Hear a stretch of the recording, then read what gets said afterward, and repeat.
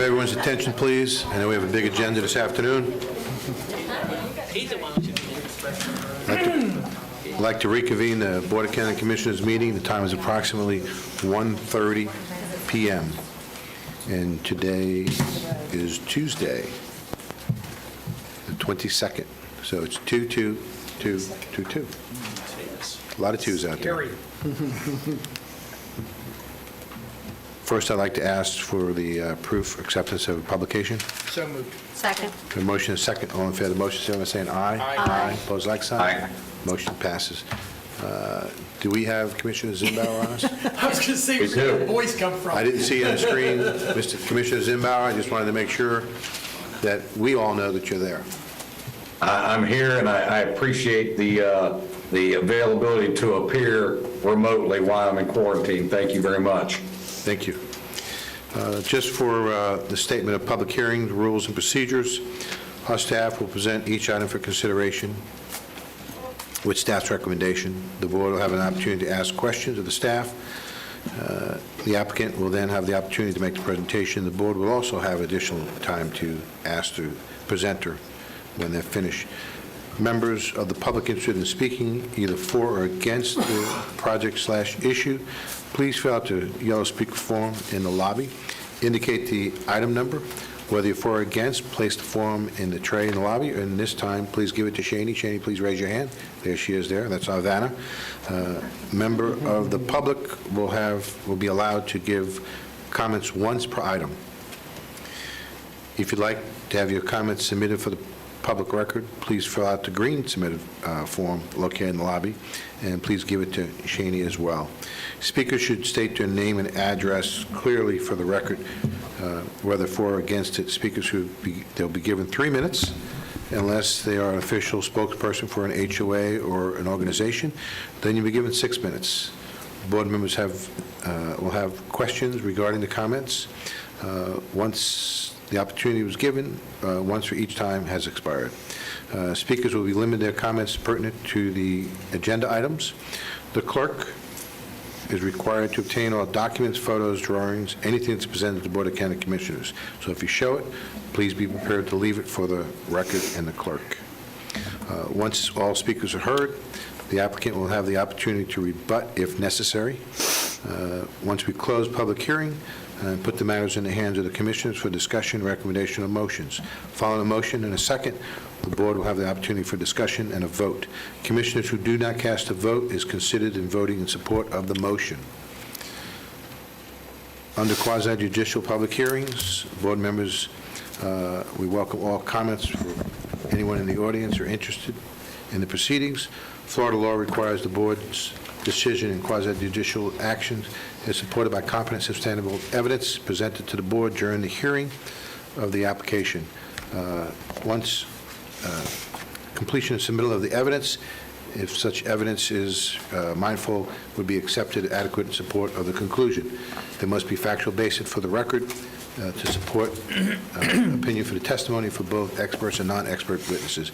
Has any one of us have received any quasi-judicial information? I know, I'm just making sure we're going through the process. Persons presenting testimony must rely on the factual information. And that's it. This time we'll go to item number 21. We'll hear from staff.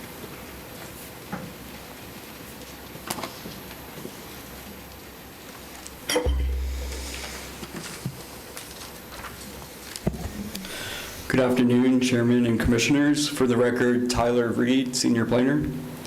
This is a request to approve the transmittal of the Water Supply Facilities Comprehensive Plan Amendment text amendments to the potable water, conservation, and capital improvement elements of the Seminole County Comprehensive Plan to implement the 2022 Water Supply Facilities Work Plan. Seminole County is one of 5 counties within the Central Florida Water Initiative area. The Central Florida Water Initiative Regional Water Supply Plan was adopted by the St. John's Water Management Governing Board in November of 2020. Chapter 163, Part 2, Florida statutes requires local governments to identify water supply sources to meet growing needs.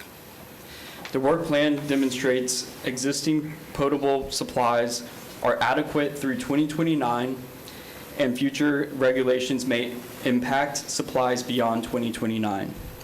The alternative water supply options are being explored if traditional supplies cannot meet future needs. Seminole County Environmental Services Department uses reclaimed water to the maximum extent possible.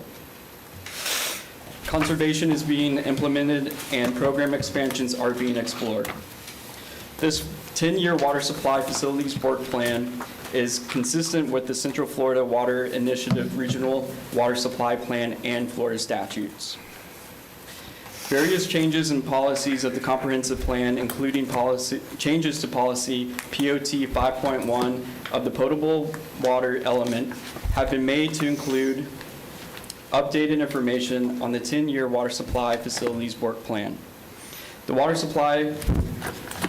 plan is being adopted by reference by policy POT 5.1. On January 5th, 2022, the Planning and Zoning Commission voted to recommend that the Board of County Commissioners transmit the proposed text amendments to state and regional review agencies. Staff recommends transmittal of the water supply facilities comprehensive plan amendments to the text of the potable water conservation and capital improvement elements to implement the 2022 water supply facilities work plan. The water supply plan itself will be adopted at a future meeting with the adoption of the associated comprehensive plan amendments. Staff from Environmental Services is on hand to answer any questions. Thank you. Thank you. Before we go to the board, I'd like to ask public input. Do we have any written requests, please? Gabrielle Milch.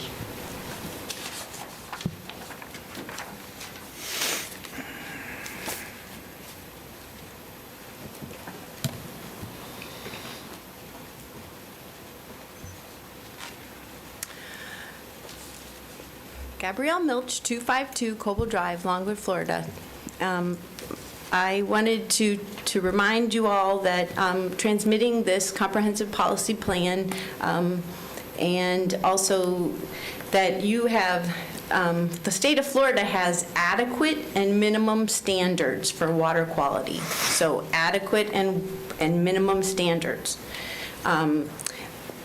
In the plan that I see that being transmitted, I saw that the Reclaim Water project that was put into effect in 2008 had approximately 825 homes in the Northwest service area that were served by this. I don't know how many are being serviced right now, but that is a good, so reuse water, you all know, is one house of use of water could be 4 to 5 to 6 houses of use water. So irrigation is a big problem with our water supply and with saltwater intrusion, nutrient pollution from fertilizers, the aesthetic component of it from the HOAs. And also, you know, in your plan that you're transmitting, you have objective. Your objective is to maintain a currently reliable level of service in an environmentally and financially sustainable manner. I think check that box off. You guys are doing a good job on that.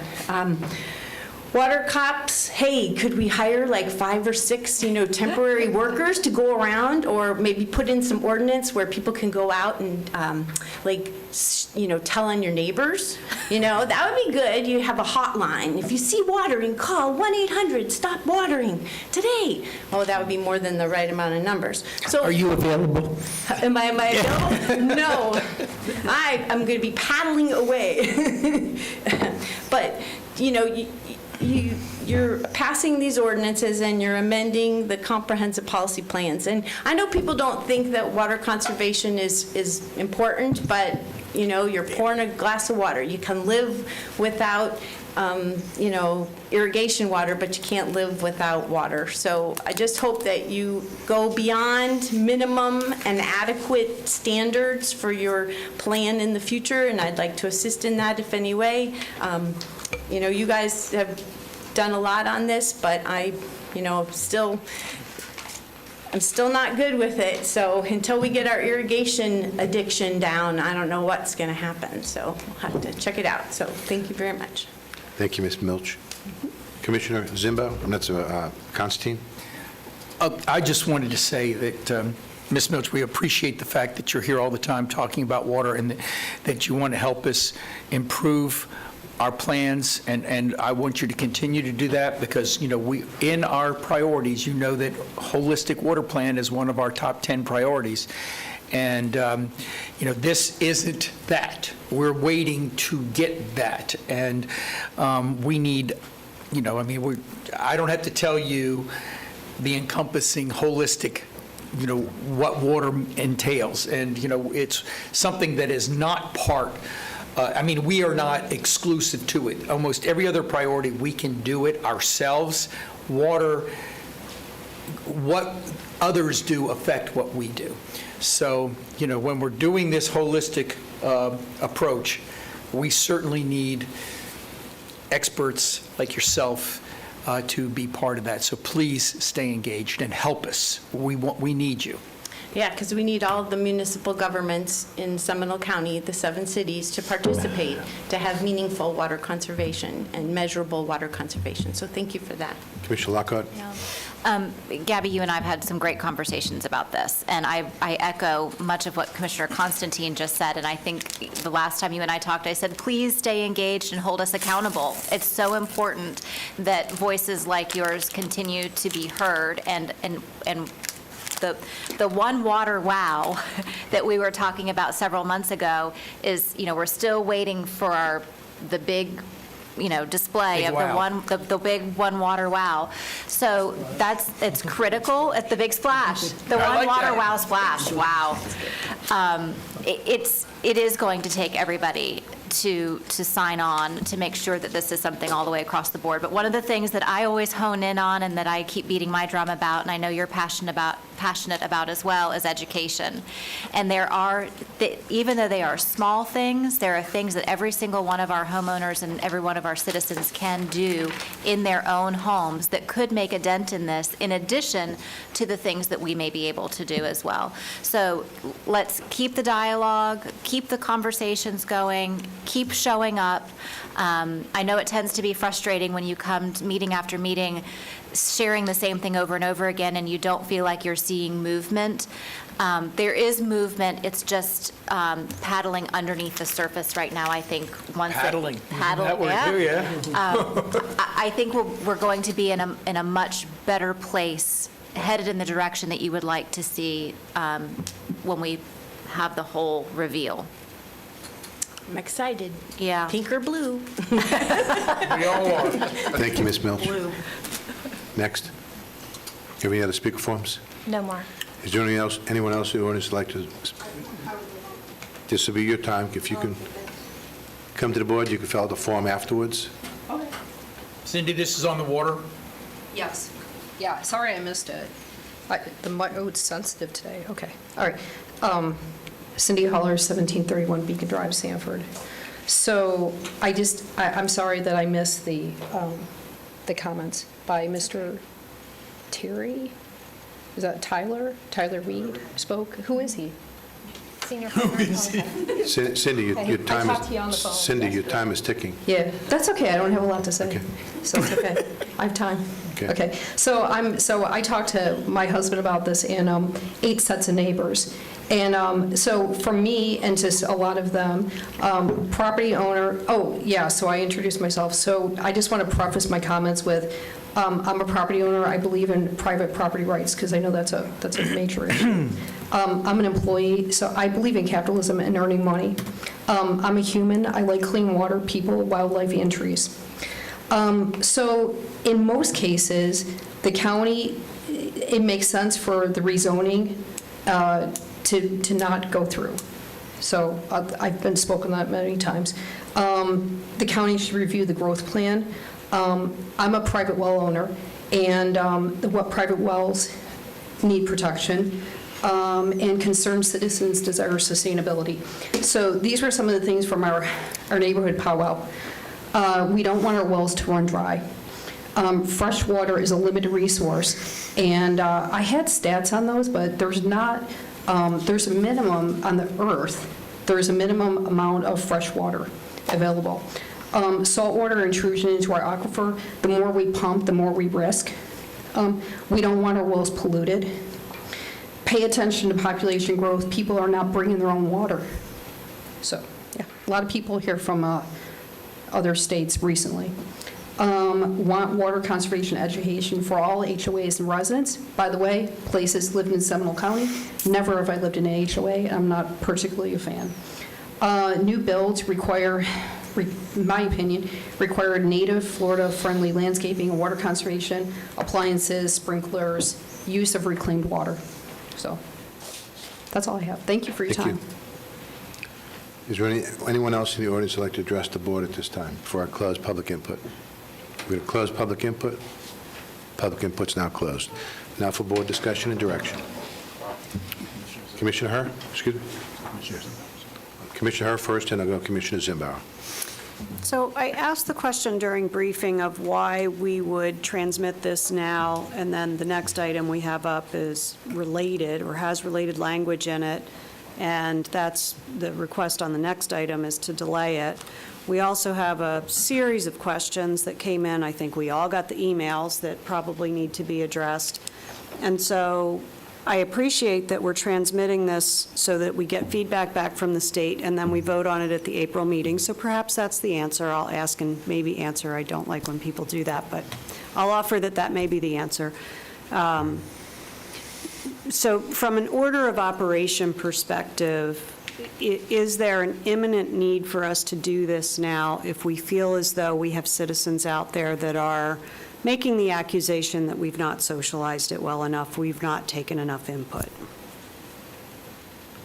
Would staff like to address that? Do I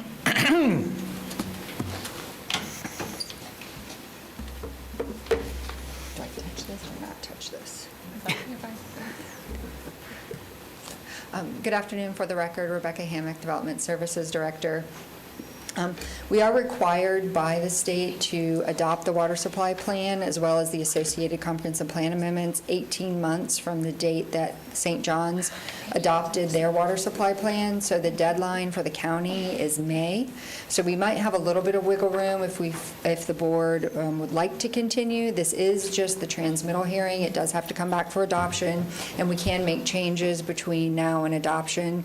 And procedurally, what we're hoping to do is when the comprehensive plan amendments come back for adoption, that we would request that the board adopt the water supply plan at the same time. And then, so of course, we have between now and the adoption date to make any changes if any are needed. And I can let Mario speak to that as well. Mario and I also wanted to clarify a couple of the proposed policies that we did get questions on during briefings. The one policy from the conservation element, 1.8, the underground tank regulations. ECA from Environmental Services did a little bit more research on this, and we have come to the conclusion that this has been delegated, this responsibility to monitor the underground tanks. This is regarding or related to petroleum underground tanks. The responsibility has been dedicated by DEP to Orange County. So what we're going to do is between now and adoption, we're going to revise that policy so it reflects current, practices. And then Mario, I think, can speak to you on the other policy related to the meter replacement program. That is an ongoing program. It's not fully implemented, but that is something that's in process.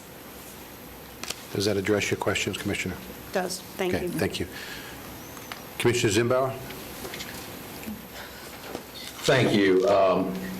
As some of you may know, I sat on the CFWI advisory board when all this was coming down, and DEP was mandating a lot of these things.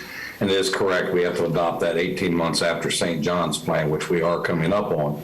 But what we learned during the CFWI conferences and all the things that were taking place, when you're talking to other municipalities and others around the state, you soon learn that Seminole County, in fact, has done a lot of things to preserve our resources as it comes to fresh water and so forth. There's certainly room for improvement. There's a long way to go.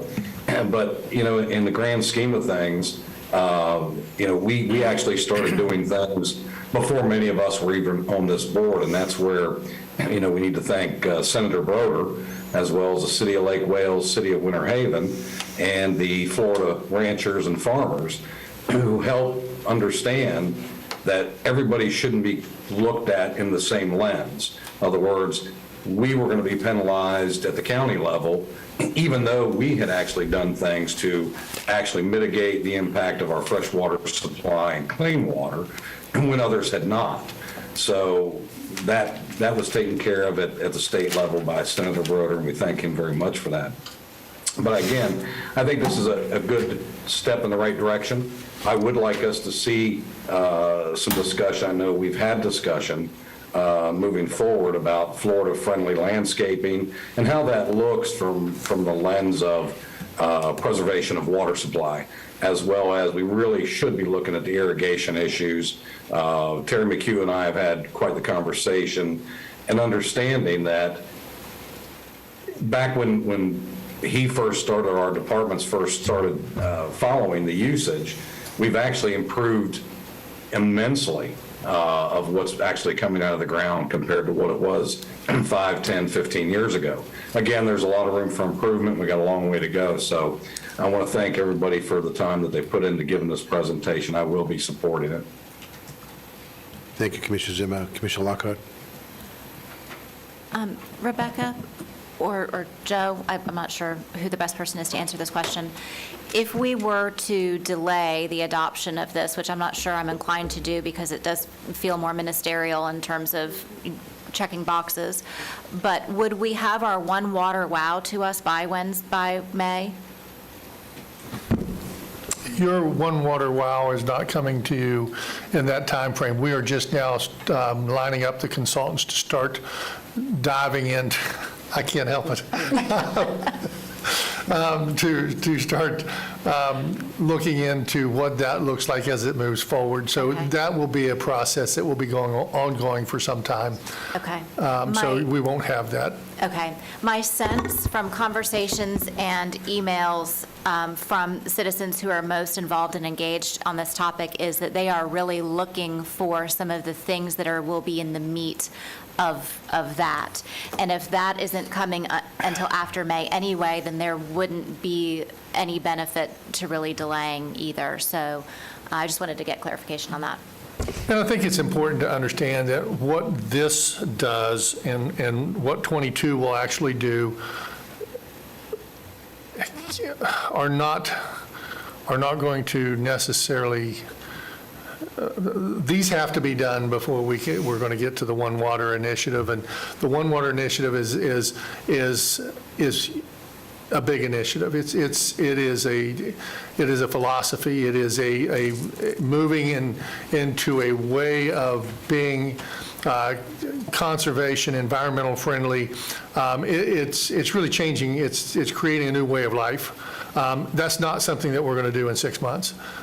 So I think we need to make sure that we understand that there's a difference between what these two items will do and how we will eventually get to where we want to be through this One Water Initiative. Thank you. Commissioner Constantine? And I just want to say, and everything we're saying here today just shows how important that work is, that we have to come up with this one comprehensive policy that can incorporate 21, 22, reuse water, storm water, everything, so that we're all working from the same playbook. And we're prepared for the opportunities that will come both from the state and the federal government in sooner than we think. There's going to be major changes in what happens with water policy throughout the state and the nation, and we have to be prepared for it. And if we're at the cutting edge at first, that will mean so much for our citizens. Commissioner Herr? So for clarification, from a procedural perspective, should the WOW plan contradict anything that we're doing today or that we're going to do in '22, we would rework those to align with the new plan. So we are not locking ourselves into a minimum standard or an adequate standard, but we are taking steps forward to accommodate deadlines, et cetera, with the idea that that's going to go potentially further. Yeah, think of it as we do a master plan, and then we revisit that master plan each year, and we update it, and we improve it, and we add to it. So this is kind of along those same lines, I guess you could say. And if I could add to that, we are involved in the visioning process currently, which is the first step. We're going to do the evaluation and appraisal report and then the year-based amendments. And part of that is involving the other departments, including environmental services, because we are going to have to do a comprehensive overhaul to a lot of the potable water element policies. So whatever comes out of the water initiative, we can incorporate into the comprehensive plan. Thank you. Question that I have is, and I'm not too sure who to ask of it, because it's not in Rebecca's wheelhouse, it's more in the environmental wheelhouse, or it could be in the attorney's wheelhouse. From my standpoint, I can see transmitting this because we have several months or 3 or 4 months to have it come back and do a final approval. Part of the approval of this is we're referring to the 10-year work plan, correct? Yes, sir. I don't agree with the 10-year work plan. That's okay. And I'm the only one voting. I'm Mario Chavez, Utilities Engineer Manager. Thank you, Mary. We are required actually to provide a 10-year plan. I understand The that. plan changes every year, like you mentioned. I understand that, but I'm trying to get to my point. Thank you. With the 10-year work plan, it talks about alternate water supplies, and I truly believe the alternate water supply that's laid out here is not an alternate water supply.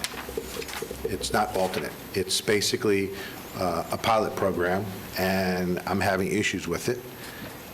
And I'm having difficulties approving both of these together. And I'm just looking for advice, because if I'm getting hung up on the alternate water supply plan about doing aquifer recharge, I'm not sure if I want to be associated with that because of all the issues associated with it. And so I'm looking for, do we need to approve the 10-year master plan as well? If I understand correctly, it is set as a reference, so they cannot go hand in hand. You cannot really separate one from the other one, at least that's what Exhibit A says. That's why I said, I don't know if it's an environmental question or a legal question. Mr. Chairman, if I can ask, you're talking about ASR. That's correct. And putting it in, intrusion into the, which I agree with you. Aquifer recharge is what he was talking about. I just wanted to make sure that we all were on the same page what we're talking about. And that's where my rubber meets the road here. That's And perfectly it's right, not, sir. it's not, I think you're all doing a great job. Do not misunderstand me. This is more of a philosophy standpoint. And so I'm trying to understand this legally. By approving one document, do we have to approve both of them?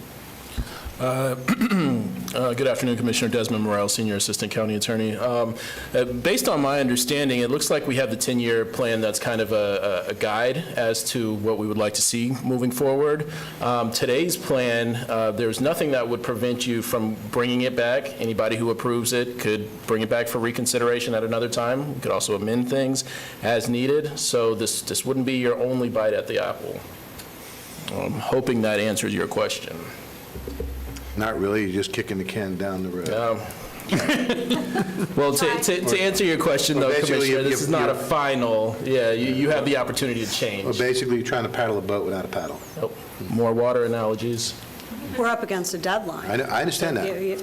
I'm not disagreeing with the deadline, but I just want everyone to realize, I know we've had a deadline. I've been asking questions about our one water policies and our water plan now for several months. I'm not getting really any answers, and there's going to be a point in time where we're drawing a line in the sand. So, Commissioner Zimbow, you raised your hand. Township's going to dry up. Thank you. I'll try to maybe ask the question a little differently. The 10-year plan is strictly, at this juncture, a placeholder. And I need to understand, whoever's going to answer the question, this is something, a 10-year plan is intended to develop, change, move, add, delete, come up with technologies. Is that correct? This does not lock us into the 10-year plan. Yes, that is correct. Just to clarify also comprehensively, I just laying the facts in here. In 2008, we got approved an alternative water supply source, as you are aware. And I appreciate your feedback. If you can share with Joe the specific technical matters of your concern, I will be glad to address them as soon as I can. Otherwise, as of today, we following what we've been authorized to. An alternative water supply is the source of St. John's, is what we have as of today, which is approved. And then if there is a concern regarding using surface water, which appears to be the concern. So we have approval to pull 5.5 million Yes, gallons sir. of water out of the... It was approved in 2008 and then reapproved in 2013. I was here, and I was involved in that. And all the things that was promised to us and the amount of money we spent, I truly think didn't come to fruition. And I think that there are, as we know today, looking back into that crystal ball, things could have been different. I have no disagreement with you in the search why we haven't used it as much as we should. It's a different story, but as a matter of fact, today we tried to line up our plan with the CFWI regulations that we have at hand. In 2025, we pretty much are capped. We cannot use lower flow. I realize You know that. that part. Well aware of Okay, that. so beyond 2025 demand, that's not the available water, it's just the demand, our demand. So for 2025, we are cut off to And- use groundwater. We have to use an alternative source. And I agree with that. And I've said this in a public meeting before, I think it was in October, I believe it was? Yes. And I said it in my office in September, a list of questions about alternate water supplies, and I've not yet to this date, either publicly or privately, gotten any answers. And I'll be glad to help you with that through Joe. Please provide any concern you have, and we're going to work with Joe and Terry to try to provide the And I information understand you that, have. and that's fine. I need to be clear that I have issues with the alternate water supply plan that is presented in the 10-year master plan, or work plan, I should say. And so I'd be remiss if I did not state it here again in this public meeting. Absolutely, and again, as mentioned, I just need your technical concerns given to I me. can give you technical- Otherwise, I can give you technical reasons, and there is a full report, which I can send it to Joe.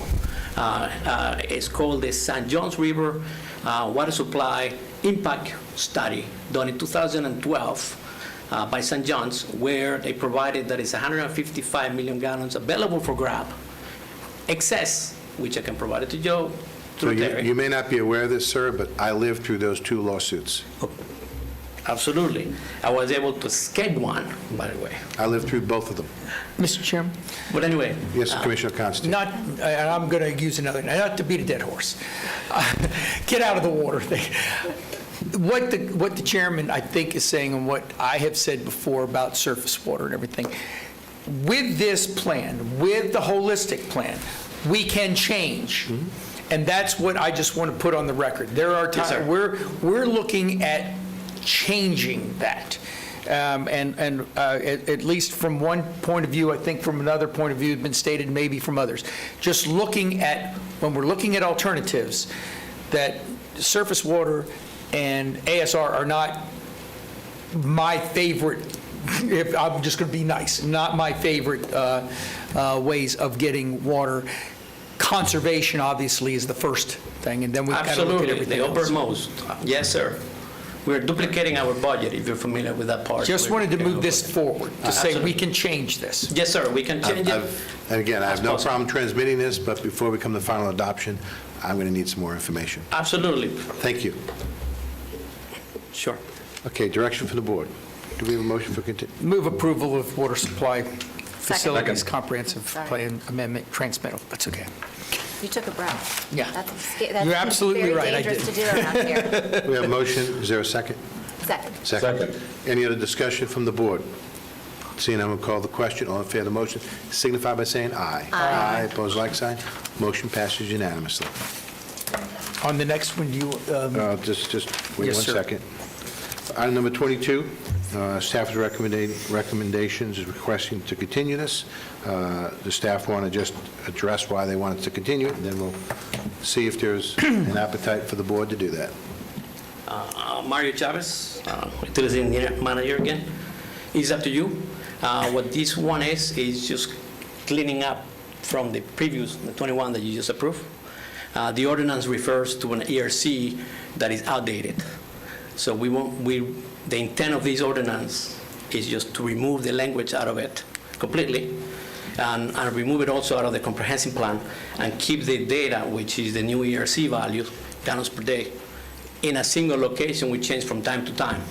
That's the comprehensive, the administrative code, I'm sorry. So you're asking for continuance to March 22nd? That was the intent, but it's up to you. You can I understand. bring it up or continue it, whatever you. Okay, there's a continue it request, again. there's a request to staff to continue it to the 22nd. Before we go to the board, is there anyone in the audience that'd like to address the continuance? Is there any written request to address the continuance? Is there anyone in the audience that'd like to address the continuance?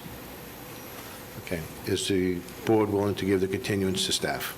Move approval of continuance until March 22nd. Second. The motion is second. Any discussion? Seeing none, we'll call the question. All in favor of the motion, signify by saying aye. Aye. Motion passes unanimously. Thank you. This time, we move to the county manager's report.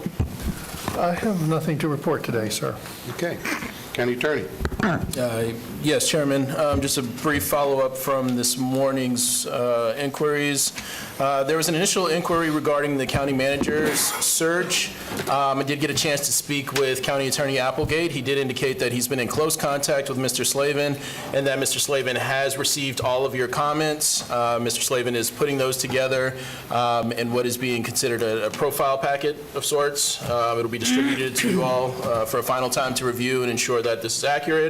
And from there, it'll be dispersed further. So I think that answers your question, Commissioner Herr. As for the actual advertisement, that has not changed. It is out, it is open, and my understanding is that there have been a few applications already. Chairman? Nope. In regards to the second inquiry regarding the highlight and the gaming issue, Brian did indicate that he's willing to work with Attorney Mark Jones, who is representing the Cordish Company regarding that ballot language. But we do want to emphasize the fact that just because we're working on it and working to get that language as tight as possible, we cannot guarantee that if it is challenged or goes before a court of law, that it's going to prevail. As we know, sometimes that can be a bit of a toss-up, but we do have a commitment from our office to assist with the language as needed. Any other questions on these two items? Any other updates? That's it, Chairman. All right, thank you. We'll go to district reports. District 2, Commissioner Zimbardo. Thank you, Mr. Chairman, and I actually have quite a bit to report from my board appointments. I'll start with the Medical Examiners Board. As you know, we sit on the District 5 and 24 Medical Examiners Board. I'm happy to report that our proposed budget for 21-22 is going to be a reduction of about $31,000. So it looks like we're going to have about a $31,000 savings there. And that may actually increase in savings. During the last meeting, which was a week ago, we learned that a couple things has transpired or not transpired, that the cost of cremation has not increased since 2016. We also learned that the ME's office has not had an increase in autopsies for federal inmates. The federal inmates are done through District 5 and 24 for the appropriate state penitentiaries. They've not had an increase in almost 10 years. So we're going to be looking at that. The board unanimously voted that there needs to be an increase and gave direction to staff to understand how that needs to take place. It's also going to require each individual county, which will be Hernando, Citrus, Sumter, Lake, Marion, and Seminole, to separate and apart approve those. And Mr. Applegate has been asked to deal and interact with the other counties and understanding to bring that forward to this board for consideration. Once that's done, then I will be able to report to the ME board appropriately. And we also learned that it's been 5 years since the medical ME's office staff has had any pay increase in District 5 and 24. It was voted unanimously that staff go back, look at compensations, and bring that forward to the board for consideration, and we'll take that up at the next meeting. That takes care of the ME board. Next is the MPO Alliance. The Central Florida MPO Alliance met on Friday, February 4th. We also received updates from FDOT District 1 and 5 and the Turnpike Enterprise staff. That we received presentations on the kickoff of regional project prioritization process, a presentation on the proposed regional TISMO network project priority list, which is Transportation System Management and Operations. We also received a very interesting presentation on the impact of state legislature appropriation request, which I have spoken to our staff about, which I'm sure they've shared with all of you. Next will be the Metro Plan Board. The Metro Plan Board, what's going on there is unanimously voted to renew the 2045 MTP goals, which are weighted with emphasis to safety and security, access and connectivity, investment and economy, reliability and performance, health and environment. That puts us in lockstep through FDOT with the federal mandates on how projects are prioritized through our three-county region. We also voted unanimously at MPO Orlando that FDOT will provide the required performance measures and trends analysis and reporting materials to comply with that for the FDOT and the links for the federal performance measures and targets set by MetroPlan. Will be guiding criteria through future project lists and advancement of projects into the TIP program. As far as what's going on, MPO, what's happening here in Seminole County, giving you an update, the truck and freight alternative site analysis project development environment study is being undertaken by FDOT. Important timeframes are the PD&E study is in fiscal year 21, which was $2 million. Design is fiscal year 22 at $2 million. Fiscal year 24 and 25 is right away at $10.62 million, and construction fiscal year 26 at $13.364 million. You can also get additional information at FDOT through Enos Davis. That's Enos Davis at DOT, Florida State, U.S. The projects that are undertaken and taking place in Seminole County, we've got the Oviedo Ultimate, State Road 426, County Road 419 from Pine Avenue to Avenue B. That cost is $18.2 million. Estimated completion is summer of 2024. Current projects underway is State Road 419 from 1792 to State Road 434. $4.5 million to be completed late spring of 22. That's resurfacing, and regular progress meetings are being held for the public. Next is the resurfacing widening of 1792 north of Lake Mary Boulevard to Airport Boulevard with intersection improvements at Airport Boulevard. That's to be completed summer of 22. Currently, the contractor is working on water main, force main, pond grading, sod replacement, medium widening, and drainage and signalization. Next is 1792 from Shepherd Road to Lake Mary Boulevard. Estimated completion is January of 2022. Next is the PedSafe Greenway Development ITS communication. Contractors working with Orange County and inspectors on getting final feedback, installing 2 traffic signal controllers, and testing the GPS for as-built. We also have the Boston Avenue to Anchor Road improvements in Altamont Springs. They'll be completed early in 22 spring. Right now, they're finishing sidewalk construction and mast arm work from the railroad tracks to the plaza entrance. Countywide, we have the Advanced Traffic Management System, which is due to be completed early 22. They are replacing approximately 20 arterial message signs around the county at a cost of $4.3 million. As you know, that if you travel the expressway, the Seminole Expressway, 417 in Seminole County, there is ongoing pavement improvements going on there. and that is going to take place to be completed early 2023 at a cost of $13.8 million. That's going to be pavement and exchange improvements north of 434 up to Lake Mary Boulevard. Then finally, we have several projects in Seminole County which are eligible for the RAISE grant program, which is areas of persistent poverty and historically disadvantaged communities. Those areas that have been identified here in Seminole County are the following: for up to 100% federal grant funding. That's State Road 15, US 1792 from Shepherd Road to Lake Mary Boulevard, State Road 426, County Road 419 from Pine Avenue to Avenue B, State Road 436, East Altamont Drive from Boston Avenue to east of Anchor Road, Lake Monroe Loop Trail from Mellonville Avenue to State Road 415 for bike path and trail improvements, East Church Avenue from North Ronald Reagan to US 1792 for miscellaneous construction, and from State Road 46 from Hellcat Lane to east of State Road 415, and from 415 north State Road 46 to the Volusia County line for miscellaneous construction. Finally, the zoo board, everything is going well at the zoo.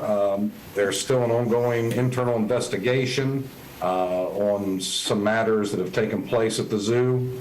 That is, report is due in the next 2 weeks. It's to be presented to the board at the next board meeting. The revenue is looking good at the zoo. January typically is a slow month, but with the Asian Lantern Festival, it pulled everything through, and it's looking like it's in pretty good shape. With that said, that's all I have, Mr. Chairman. Thank you very much. Thank you very much, sir. Move on to District 5.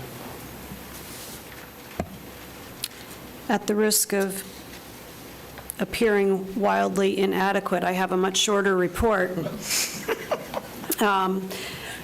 This one, though, is a little bit of a deep dive with respect to the rescue outreach mission, and this is all pretty really interesting news. In 2021, there were 360 guests served over the course of the year. 65 of them were children.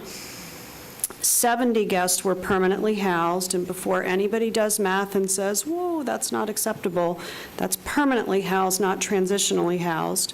So that is a decent number. It was 18,398 bed nights, so that's 18,398 times our citizens didn't see somebody sleeping out in the open overnight. And January of 2022 continues with the trend. And I'm going to report these back to you, but it will be periodically, it won't be monthly. But the numbers are being kept and reported out very nicely by the new executive director. And he was able to reach into the data that was being kept by the team that was there. So we're seeing a transition now where we actually have data, which is really, really cool. So thank you all for your support for the homeless, and that concludes my report. Thank you, Commissioner. We'll now move on to District 4. A couple of real quick things. Belated happy birthday to Commissioner Delary. Your birthday was Sunday, and we missed the opportunity 2 weeks ago to wish you happy birthday in advance. So I hope you are enjoying another trip around the sun. It's been interesting. Had the great opportunity to visit out at Stenstrom Elementary School last week. The students there are creating a new society called Micro Veto. It is their own community that they are developing. They will take on different roles and responsibilities. They're partnering with the private sector and public sector to bring in people on a regular basis to help them decide maybe in the future personally what types of careers may be of interest to them. This is elementary school.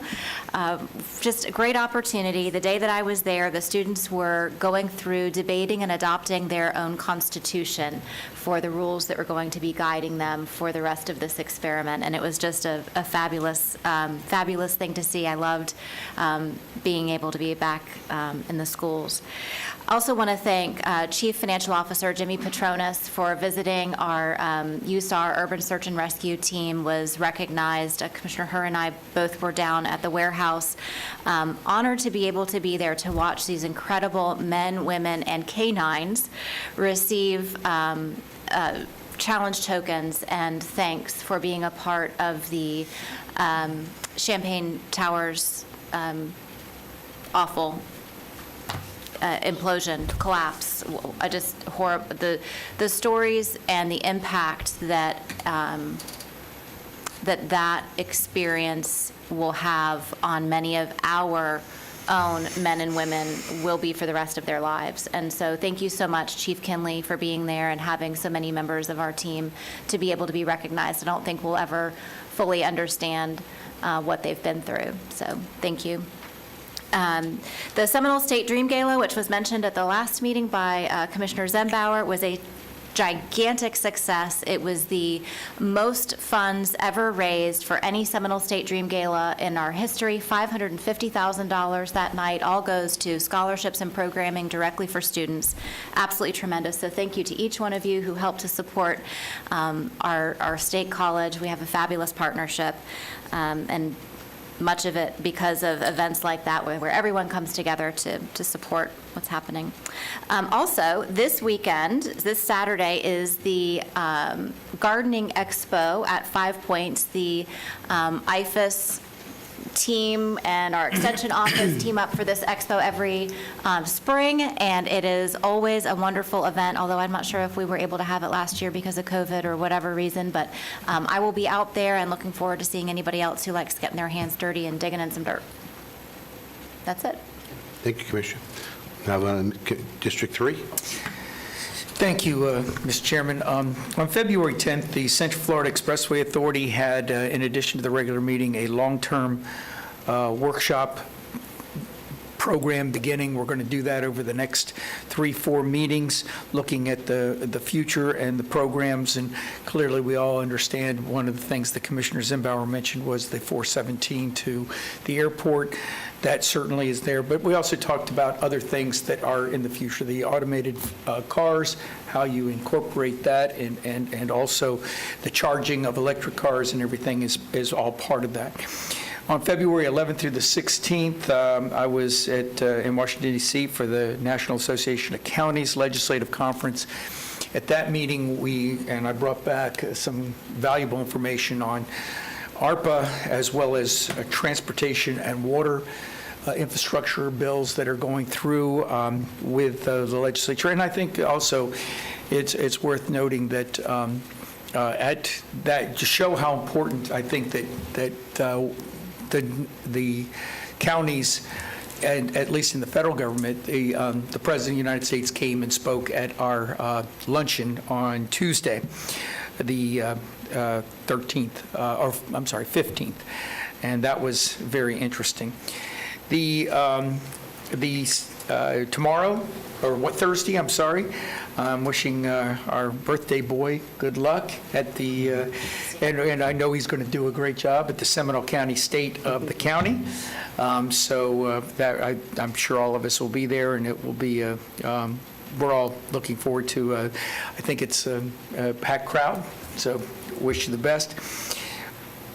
Last week, I believe that Mr. Durr and others did a meeting with Deer Run with over 100 people that were there. We're going to be, or the county is going to be doing the same thing at the Wekiva Golf Club on this week, and looking forward to that. And I'm sure that they'll have just as many people, because as we all know, that in both cases, I think our citizenry is very excited about the opportunities that are forthcoming with the open space and the golf course and everything. This Saturday, from Altamont Springs to Sanford and probably everybody in between, we have the Babe Ruth and the Little League openings. I think everybody's excited about that. I know every every young man and woman that is involved in Little League, and Babe Ruth always will say that that was one of the greatest experiences in their lives. And I still remember playing for the Forest City Pirates back before many of you were born. I doubt that. What year? Let's go. Oh, yeah, no, it was before you were born. It was before you were For born. sure. Oh, okay. All I can tell you is I still have a picture of Sanford Herald that showed our team and in those baggy old uniforms that they used to wear and with the hats all sideways and everything like that. But it was still a moment of great joy for me and experience in my life. We all know about the Wekiva Paintout coming up on February 27th through March 5th, something that always goes to many environmental causes throughout Seminole County. We have the Seminole County Prayer Breakfast on March 1st. We have, and something that's coming up, I believe, in a few minutes with the county chairman, and also Commissioner Zimbauer mentioned it, but the FDOT, this is just a sidelight, FDOT is doing a public information meeting on truck and freight site analysis study at the zoo on March 3rd at 5:30. And I think that's extremely important for those that are very interested, because we have always shown that we are interested in finding alternatives to those. We understand we need to park trucks, that we need to have a staging area, but we also believe that it's in the wrong location. So we're willing to find alternatives, and I think that's important. Many of us will remember that there was a program for adult living in the Bear Lake area that caused a little bit of controversy. We came up with an agreement. It's called the Sanctuary, and that's opening on March 3rd at 3 p.m. has an opening. And then on March 7th, there is a ribbon cutting for the Wekiva Parkway's bridge openings, and that, I believe, will be at Rock Springs. And if I can have just a moment, I did want to tell all of you something that just happened in the legislature. I think it's important. I mentioned it to the county manager just a few seconds ago, or a few minutes ago, but when we started. But just today, in Appropriations Committee, in a Child Protection Services bill that had absolutely nothing to do with this appropriation, the House Appropriations Committee put in an amendment that would overturn the Supreme Court's unanimous agreement on a case that just came up 3 weeks ago. It's called Alachua versus Darnell, in which the court ruling was unanimous that anytime there was a shift in the sheriff's budget, as our sheriff does, they would bring it to us for approval during the course of mid-course adjustment or anything. This amendment would say that no matter, once we've appropriated the money, and remember, this is half of our budget, once we've appropriated the money, that, and again, I don't expect our sheriff to do this, but this would be allowed in law, that any sheriff could adjust their priorities differently. So let's say we put in for a jail expansion, but they wanted additional cars, they could do it without our approval. And that just got in unanimously. It's going to the Senate Appropriations. It's 1452, and that is Senator Book's bill, by the way. So in talking with Mr. Applegate, as far as just letting them know what's happening, and the county manager, and I know that you're going to also talk, Tricia, we really need to get on the board for this, because this was a unanimous agreement by the state Supreme Court that we had the right to ultimately decide the priorities of those budgets. And this is very similar to taking away the power from us, like what's happening with the tax collector's office. So it's fraught with peril, and we really need to stay on top of it. And here it is, 3 weeks before the end, and they are putting that in. Yes. And I was just before I came down here, I was on the phone with the executive committee of the FAC, trying to find ways that we can combat this, because this is something that would, they're going after Alachua, because I think some commissioners in Alachua, or some senators and representatives from Alachua, are mad at the Alachua County Commission. But again, it hits all 67 counties. So technical, touchy question. When the sponsor is the daughter of our lobbyist, how do we go to ask him to fight against it? Well, it doesn't say that she is, again, let me just say, the Child Protective Services bill was basically hijacked. Yeah. So that bill was up before the Appropriations Committee in the House, and others, not the sponsor, put that amendment on it. Okay. So now it's going to... Can we do this? And I know this is important. I think we should, each one of us, contact Brian Applegate. I just wanted to lay it out, No, I'm glad we're hearing about it, because things move very quickly at Yeah. this hour, and I mean, I think we need to talk to Mr. Book, certainly, and I think that obviously, we don't know whether Senator Book is for it or against it. Right. But it doesn't really matter. When it gets to appropriations, anybody can make an amendment to Got it. the bill. Okay, thank you. The last thing I just wanted to talk about is something that I had a conversation with our county manager and Mr. Fussell about, and I think that it was a great idea that came up from all of the thing, and that is, right now, we're looking at a number of dollars that we're looking for ARPA, and to give out to ARPA. Commissioner Hurd just made a report about the rescue mission. Many of these organizations have not exact, but similar responsibilities, and maybe before we give the money, and then there wouldn't be any reason for them to all come together potentially, that we ask for them to work with the county manager to have a charity summit so we can see the similarities, the synergisms of the services offered and how they can be delivered more effectively by all of them together, bringing in the executive directors together. And County Manager, would you like to comment on that?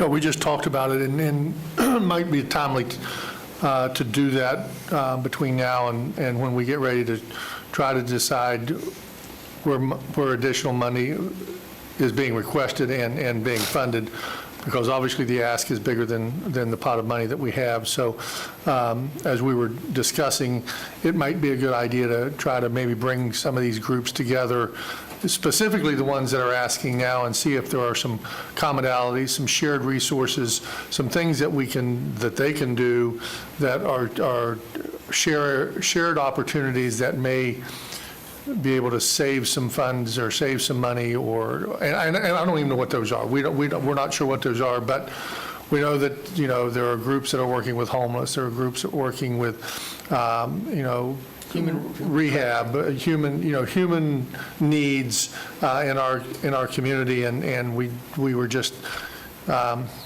thinking that maybe we bring them together for at least a conversation to see if there are some common threads there that we could share resources and maybe spend that dollar a little more wisely. As long as you believe that you could fit this onto your present workload, I don't see it to be an issue. Correct? Makes common sense to me. Sleep is overrated. I understand that, but you have a lot of things on your plate as well as the rest of the staff. We do, and we will work just with wanna make staff sure and that- see. I think we have the relationships there that some of these conversations can happen, even if we can't get everybody to the table at the same time.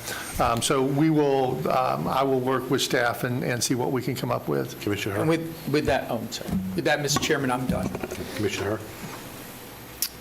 Well, I think the request is for a summit, and a summit conjures up an impression that is a significant amount of work, which That's is why I'm which is why you asking the said that. question. I know, that's exactly why you said Summit that. is a And big, so, it's a little word that means a lot. we do these in this community, and typically Leadership Seminole is taking some role in that, and the amount of work it is for them and their volunteers is significant. So I would just ask that we look at it not from the perspective of only a summit, but from the perspective of coalescing some sort of collaboration. I think that's really the I ask. think that's the first step. Yeah. Whatever the county manager feels that he can handle, and his staff. Well, I think what we'll do is we'll reach out to those who have asked for funding, see what commonalities we have there, with the intent or the idea that we could grow this to a bigger conversation and bring in a larger group of people. Okay, thank you. Okay, District 1. Can you hand those out that way? Yes. I'm going to hand this out this way. What I'm handing out right now is a document from Sunrail. We're asked to put a letter together and approved by this board regarding a letter of support for a for a grant. And the grant is basically State of Good Repair Grant. And it's, if you look at the third page, it actually shows you on the back side of the third page all the different items and the different stations where this grant money would be spent. It's done for mistakes on turns on the tracks, identification of safety issues, and it's grant money through the feds. And what the Sunrail Board is asking for each one of us to put a letter together. This typical letter was given to Paul Chipak. Paul vetted it and is asking if we'd be willing to support this with my signature on it. So moved. Second. Any discussion? All in favor of the motion, signify by saying aye. Aye. Opposed, like sign. Motion passes. Thank you.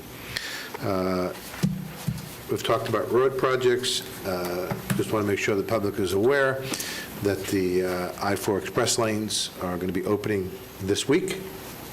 I know at our fire department, Good luck. Chief, thank you for all your training. Wait to try it.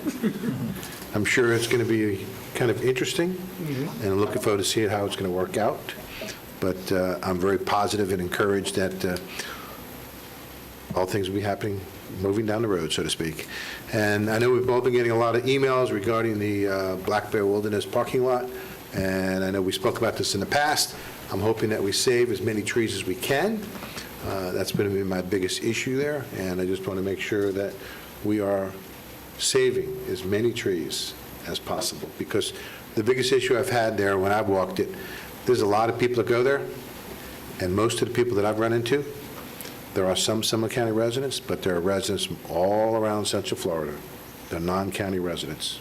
And so we're expanding that parking lot, taking down trees for non-county residents. So, Commissioner Lockhart. So I've heard that refrain a few times, and I don't know, I mean, other than your cardiac assessment of being out there and talking to people when you're there, I don't know how we know that, but I'm not questioning you, I just don't know how we know. I didn't take it that way, Commissioner. But, Let's put the guard down again. yeah, but when people visit our county, I've always thought that it's a good thing. It is. Because they're going to have lunch, or they're going to stop at Publix and get a pub sub, or they're going to get gas, or they're going to, maybe stop and do a little shopping, or I understand the initial thought process, but I want to better understand why it's a good idea if it was for county residents, but it's a bad idea if it's for non-county residents. No, let me rephrase it then, if I may. I think that if you have an environmentally sensitive area like the Black Bear Wilderness, you should limit the amount of people that are having that experience, because otherwise you're putting too much stress on that sensitive area. By expanding the parking lot, and I've said this before, you're actually putting more stress on that environmentally sensitive area, and that's where my issue is. So it's not that they're not county residents? It's just Okay. in I just general. wanted to In general. better understand, if we were going to start chipping people and I having did them not walk say through that. like a barcode or something, I'm not asking, are we going to? I'm not asking for that at all. Good idea. My question is, putting the stress on that environmentally Okay. sensitive area. Okay, And got by it. expanding the parking lot, I believe we're doing it. Okay. Commissioner Hurd. And, so I'm not disagreeing, and we're already putting the stress on it because people are parking in the neighbors' front yards. Right. And knocking down their stuff, and that was the genesis of this parking lot expansion, was the other side of the coin where they're already showing up. And maybe that will slow down post-lockdown, but we also have to be cognizant of the fact that the people that live there have rights too. And so unless we can figure out how to close it, we have to figure out how to accommodate it. We just can't leave it up to the neighbors to go out there and have to direct traffic. And that were some of the, I remember them vividly because I had just come into office when that was all blowing up.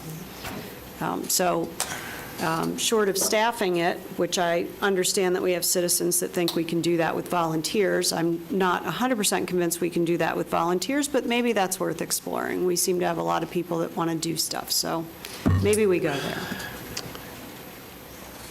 Thank you. And then on the chairman's report, just a quick items. I know that Two commissioners talked about the truck freight alternate site study analysis of the PD&E, which is happening on March 3rd at the zoo.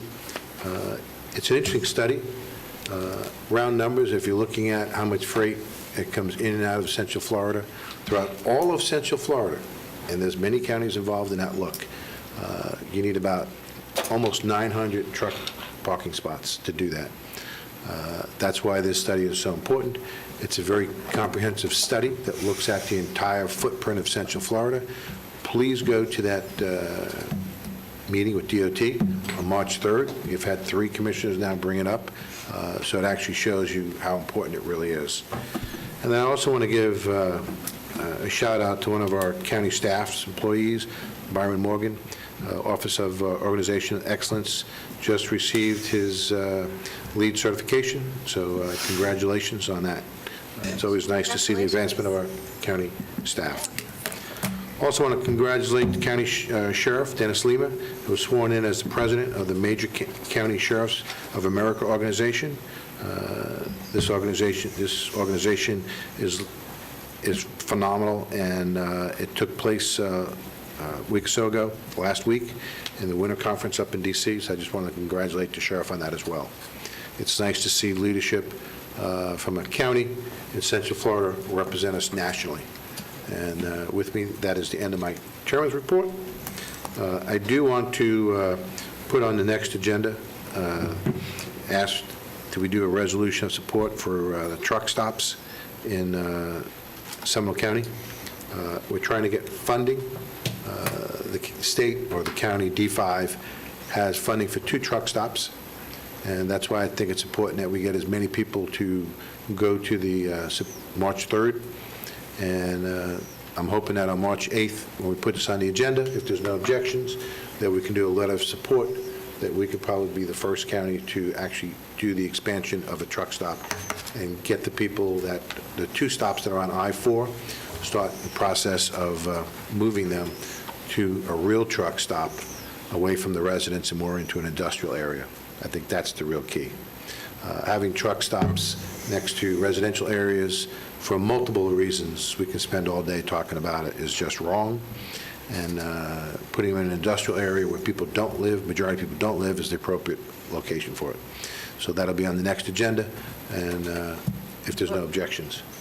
A letter of support for... Okay, because I've heard 2 different things. I've heard resolution and I've heard letter of support. So what are we doing? Hold on. Resolution of support for a truck stop in Seminole County. Is there a way to have an idea of what that resolution is going to say? Oh, it'll be in the agenda book. I mean, it's not going to do, I'm not just going to bring it up to you. If I can clarify, if I can ask a question and clarify, what I think you're asking, Mr. Chairman, is that the support of the DOT looking at alternatives to the 2 truck stops that are, we call them truck stops, they're supposed to be rest areas, but they're really truck stops, moving them to another location in Seminole County. That's Is that correct. okay. That's what he's asking. So I have just, it's odd that this is coming up at the same time that I have someone, and all of your offices may have a request to meet with him as well, someone who is wanting to meet and talk about being against big trucks, and I'm not sure what that meeting's going to look like because I haven't met with him yet. I've not met with that person either. But it just sounds like there's a lot of truck conversation, and I feel like I want to hear both sides of what's going on before I don't doubt what you're saying is important, and certainly we need to have more spaces, and hearing that the PD&E study is going on, it's important. I feel uneasy saying that we want to support something when there's some movement out there that may be in opposition to this, and I just don't know what the other side of the story is yet. Has anyone else heard from this individual? Do we know what I'm talking about? Mr. Chairman, I can answer that. if I might, that is totally different subject, just so you know. That is one of the things that has happened in Florida especially. They continue to increase the weight of truck availability on highways. Okay. And that has a real potential impact to safety, because the roads are not designed, thank you, to actually hold that much weight. And you see a proliferation of 2 trucks together and everything. So his issue is totally different from what the chairman's is asking for. The chairman is something that the chairman and I and others have been talking about with those folks down in Longwood and other areas where both sides of I-4, where they have not wanted the first not the expansion, then the fact that they wanted a reduction because those rest areas, as things have happened, have turned into truck stops, and mostly because there is a real dearth, if you will, of truck stops along the I-4 corridor.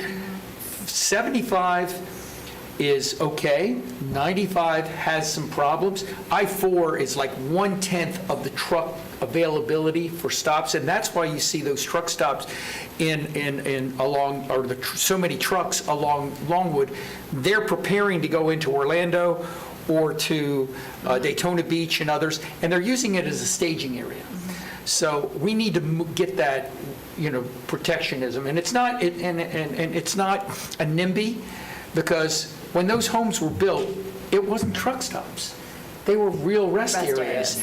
And they evolved into truck stops because the trucks had no other place to go, especially when they ended, if you recall, many years ago, they stopped the one in Osceola County and turned that into or closed it completely. Yeah, I appreciate that additional information. Could I ask a point of personal privilege?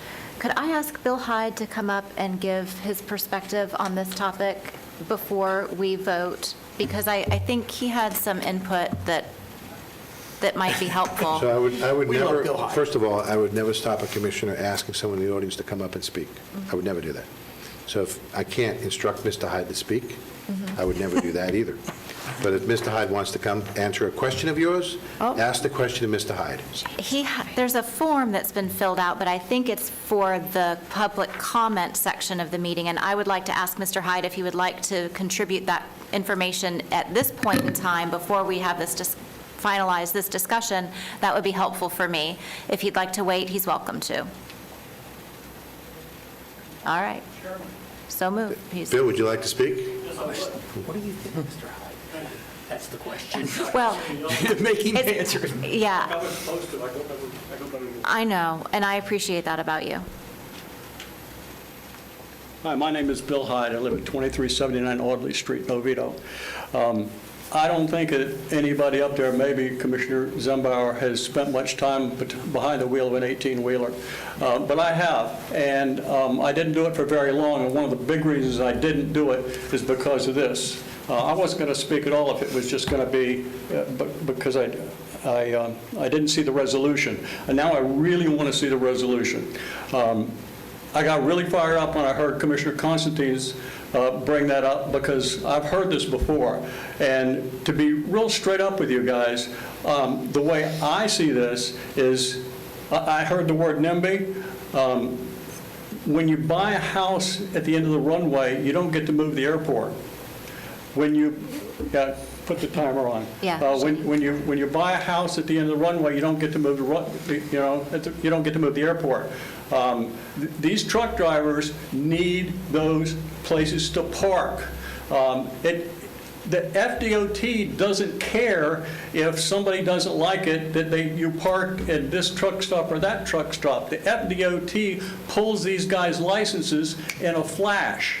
And just saying, well, we're gonna move it without having a place to move done in the concrete, in the ground, is just not fair. Everybody wants their goods delivered. We've all seen empty shelves on our grocery stores. Truck drivers bring those goods into our stores. Everybody wants it, but nobody wants the trucks. You know, when my neighborhood didn't want this or that or the other, this commission was pretty quick to vote us down on several things. But now we're going to move the whole truck stop because of neighborhood pressures. Folks, that rest area was there long before 90%, 80% probably people were even in Seminole County, for goodness sake. So before we go saying we're going to close this rest stop, you know, if you don't have at least double or triple the number of parking places, for these drivers, you're cutting off your nose to spite your face. Bill, just to let you know, presently, if you look at both truck stops, rest stops, there's 32, I believe, correct? This location, if it does get approved, and if it is moved into the industrial area, it is 285. Is it going to be here in Seminole County? There's a series of 5 of them. Okay. What's Series going to of 5. happen is, I don't care about Volusia County or Orange County. I care about Seminole County. It's because where I live, it's where you guys are commissioners of. Okay, I want the goods delivered in Seminole County. So- How many of those trucks? In Seminole County, they're looking at an industrial area, it's 285 spots. In Seminole That's County? what I just said, in Seminole County. I'm good to go. Thank you, Bill. We have always been willing to keep the trucks here. The question is, where is the best location? Nobody's disagreeing with you. We need those truck area parking. We know that. Yes, we do. Others like Volusia County have said no before. We're saying yes. We just want it in the right I'll be place. reading your resolution. I don't want to take up any more of your time. I appreciate it. And so, Thank you. Commissioners, the reason why I'm Thank you, Mr. asking Hyde. this is, the state has the ability to fund 1 truck stop right now. I just want it to be here in Seminole, because otherwise they have to do 5. I don't want to wait to be the 5th, or the 3rd, or the 4th. I'd like to be the 1st. Okay. That's the whole thing about this resolution. Commissioner Herr? So I agree that I'd like to see the resolution in advance. I'd like to understand, quite honestly, why the current has to close in order to move. No, actually, they won't close the current one until all 900 spots are built. All 5. All 5, all 900 spots have to be built. Okay, and then I will also tell you that I do believe that the rest areas have turned into truck stops because the requirements for truckers to rest has increased over the years, thank God, right? It's a safety issue, and there isn't enough space. I will also tell you, full disclosure, that I have witnessed personally the impact to a human when a truck parks on the road and they're not supposed to, and the car going down the road at 65 miles an hour can't avoid that truck that's parked on the side of the road. So I have a personal investment in this discussion, but would like to see it all in advance. Commissioner Zimbauer? Thank you, Mr. Chairman. So these are 2 distinctly different issues. To Commissioner Lockhart's inquiry to our offices, and this is in my wheelhouse because I do the traffic homicide work for many tractor-trailer accidents. And there's a push right now to push forward several things in the trucking industry. One, increased bridge weights, which means increased weights per axle, as well as increased freight weights on secondary roads. The federal bridge weights are at 22,000 pounds per single axle, and that is not permitted within secondary roadways. So there's a push for that. There's also a push to lower the age for a CDL driver's license, all of which, quite honestly, we should all be concerned about. We should watch and listen to that closely on already unsafe tractor trailers that are on the roadways of the state of Florida, specifically since the state of Florida Department of Transportation merged the commercial enforcement into the FHP, which no longer has abundant funding that many other states have for commercial enforcement. So that's a totally different issue, but I would encourage each of you to look into that and make your own decisions when you meet with some of these people. And the secondary issue for the truck stops, I will absolutely support that. You know, with the driver requirements that are now taking place, we've got to find a place to get these truckers off the interstate and into a reasonable place. You know, the study is going to look at all 3 counties, and I think Seminole County is one of the areas we should consider. So I would support that. Thank you.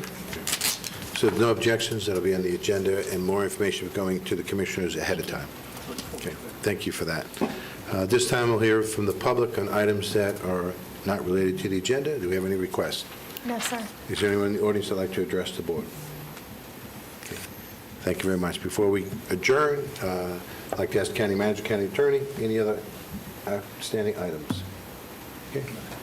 Thank you very much. This meeting is now adjourned. Thank you.